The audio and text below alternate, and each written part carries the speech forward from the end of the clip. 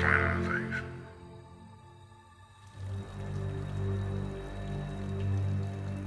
My name's Daryl Wisman. I purchased the Poasttown Elementary School in 2004. I honestly never knew anything about the paranormal, never thought about it, never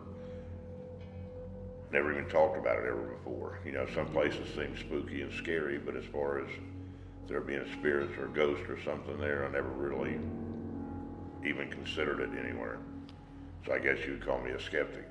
The history of Poasttown is it was built in 1935.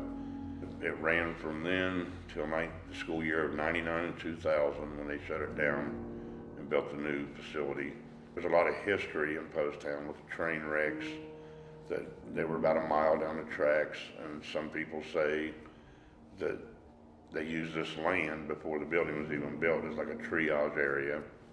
Throughout the years, we've had people stop in and tell us stories of things, of a little girl falling down the stairs, but she didn't die here. I've researched that. I can't find anything on it, so we call that an urban legend. I've had one of the teachers that taught here tell me of a couple of kids that got hit by cars out front. The first thing that hit me probably is when the paranormal group came in and were making things happen on command.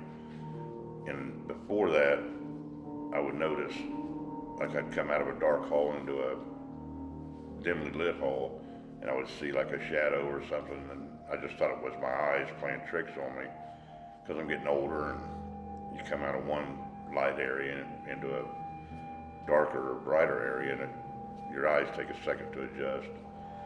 So that's what I wanted to blame everything on to start with. You heard a scream come from back here? Well, we were standing on out there on the hallway whenever I heard the scream, and Rocky came down to set up the cameras. But where it came from back here, I don't know. I just heard you. Can you make a noise for me again? Hear that back here? Keep hearing footsteps back here though. If you're in this room, give me a sign.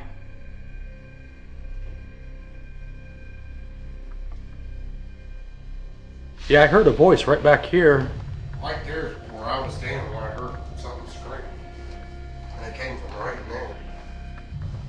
Hey, shh. Did you hear that one?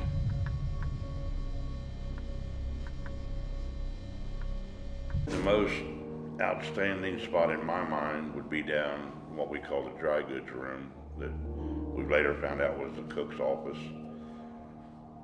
Of us knocking on the door, and a paranormal group was asking to come in the room, and we heard with our own ears a little girl's voice saying, "Mommy and Daddy said," and we couldn't hear the rest of what they said, but it repeated itself 3 or 4 times, and we searched the room and all the surroundings trying to find something that could be making that noise, like a baby doll or something somebody may have carried in as a trigger object, but we could find nothing. That probably stands out in my mind more than anything that's happened here. Can anybody that's in this building tell me if Cheryl Ann's still in here?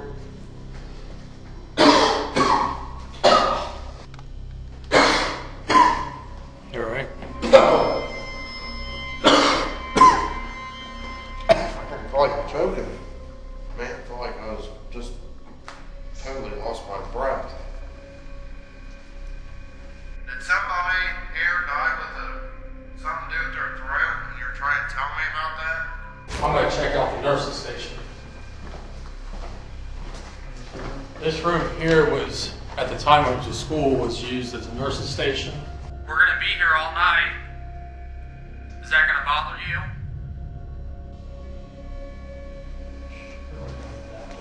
I heard humming and footsteps.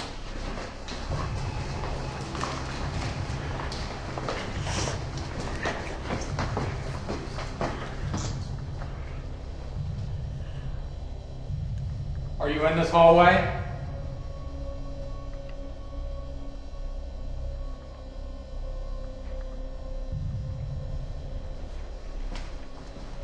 We came here, they didn't know our intentions, so they did everything they could do to get us out of here. And now that they've seen our intentions is to maintain and keep the building up, they don't want us to leave. Most of the activity, in my opinion, would probably be in the hallway above where we live. And I guess I would say that because that's where we're normally at, so that's where we hear everything. When there's nobody in the building, we hear footsteps walking across like above our living room. We'll hear doors slamming. We'll hear desks being drug across the floor, and there's no desk in those rooms above us. We've heard voices. A lot of bangs and like doors slamming and things. It's right back in that room, Josh. What room? Right here, I'm sorry. The trunk room. Is that what they call it? I don't remember which room it was. I take off right down the hall. Who's in this hallway with us right now? Yeah, it's like when you're in that hallway, you hear the noises. Well, I swear I heard somebody take off right down that hallway. My wife was painting on a stairwell at the end of the hall where we live at, and she had got halfway up the stairs, and she said she felt me walk up behind her and breathe on her neck. And she just kind of twitched away and said, "Quit." And she moved up a step and started painting the next step, and it did it again. And she turned around to hit me with the paintbrush, and there was nobody there. And that's the thing that stands out in her mind the most. Everybody's after the same thing. A lot of them do it in different ways. Everybody seems as down to earth. I haven't really met any groups that have came here that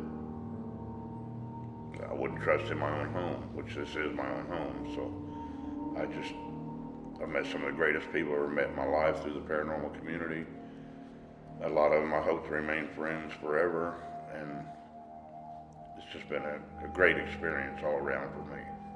So what happened is, me and Rocky were standing right down the middle of the hallway.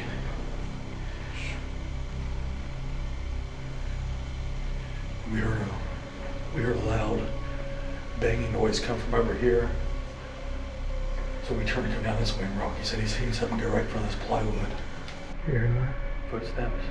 It's like a voice off the life. It's time to come out and do something. You've got a bunch of doors here. Slam one of the doors for us.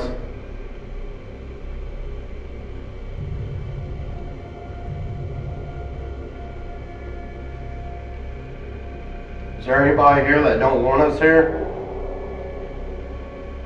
Me personally, I've asked so many groups that come here, why would this school be haunted?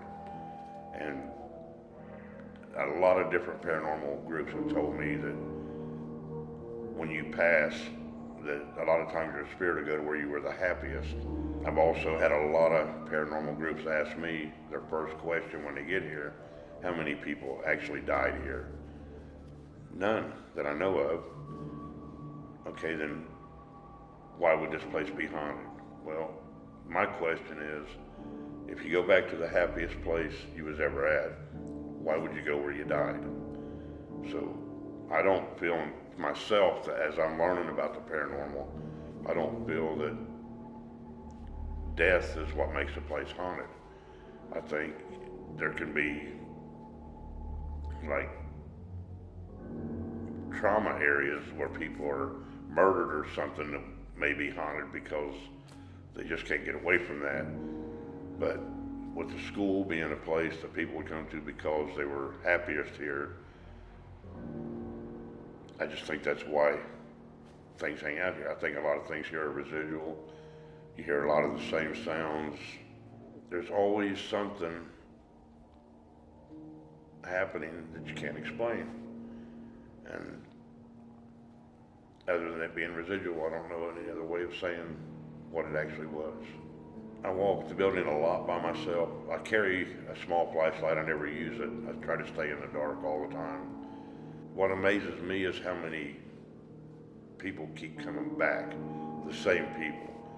And I think if there was nothing here, or if this was something that they didn't feel was real or caught their interest, I don't think people would keep coming back. I have some groups that's been here over 10 times their whole group.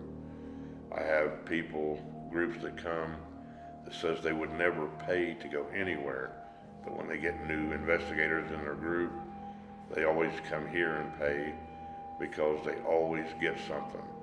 And the best way to train someone is to go somewhere that they're pretty sure they're going to get something. I have a couple of photographs of things that people have got here, and one of them's actually even been copyrighted. It's so unexplainable. It really stands out in my mind. I show it to every group that comes here now.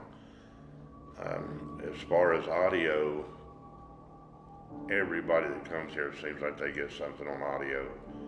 I don't really have a piece that stands out in my mind. What I hear with my own ears impresses me way more than what I've heard on anybody's EVPs. And we have a web page. It's poasttownschool.com, and it's our actual web page. And then we have a Facebook page that is Poasttown Elementary School, Middletown, Ohio.